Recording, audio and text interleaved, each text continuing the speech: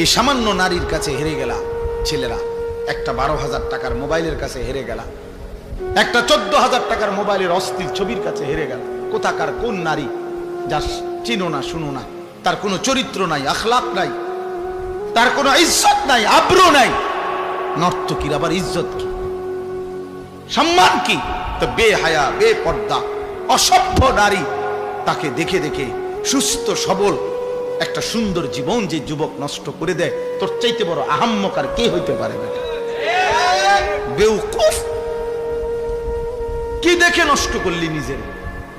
একটা বাজে, নোংরা, একটা দুশ্চরিত্রা নারীকে দেখে দেখে, যে নারী সারা পৃথিবীর জন্য নিজের ছবি ছেড়ে দিছে, এর কোনো লজ্জা শরম আছে কিছু?